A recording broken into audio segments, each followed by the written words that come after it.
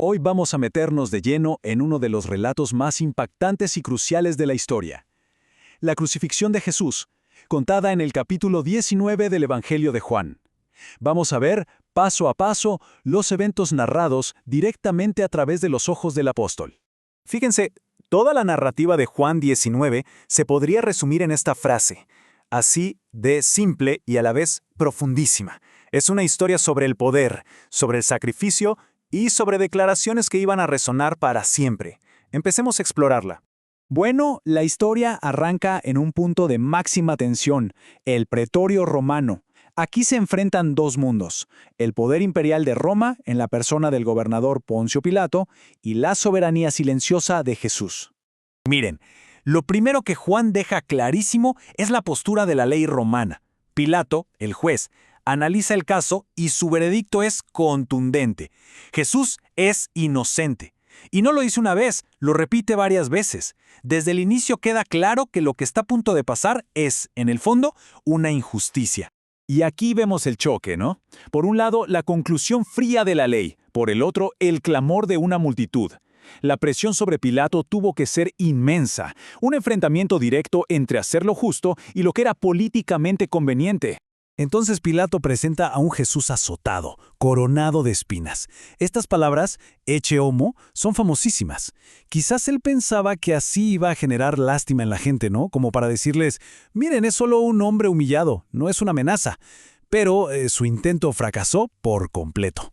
Y acá está el jaque mate. Los líderes religiosos usan su última carta política. Al decir que su único rey es el César, básicamente acusan a Pilato de traidor si llega a liberar a alguien que se dice rey. Y ahí el destino de Jesús queda sellado. No por un crimen, sino por la política del miedo.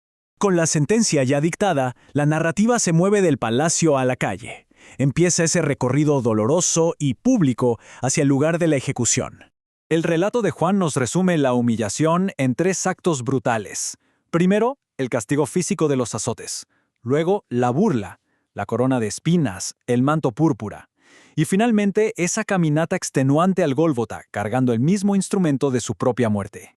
Ahora sí, llegamos al escenario central, Gólgota, que en hebreo significa lugar de la calavera. Es aquí donde todos los hilos de esta historia finalmente convergen. Juan nos da un detalle visual que es muy potente. Crucificaron a otros dos con él, uno a cada lado, y a Jesús en medio. Esto lo coloca literalmente en el centro del sufrimiento humano, identificado con los marginados hasta el mismísimo final.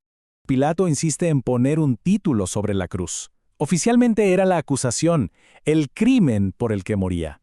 Pero, qué ironía, termina siendo una proclamación de su verdadera identidad para que todo el mundo la viera. Y ojo que esta proclamación no fue hecha en un solo idioma. Estaba en hebreo, la lengua de la religión, en griego, la lengua de la cultura y el comercio, y en latín, la lengua del poder del Imperio Romano. El mensaje era, intencionadamente o no, para todo el mundo. A pesar de que los líderes religiosos se quejaron, querían cambiar el texto, pero Pilato se mantuvo firme. En un último acto de desafío, sus palabras quedaron ahí grabadas, inalterables, sobre la cabeza del crucificado.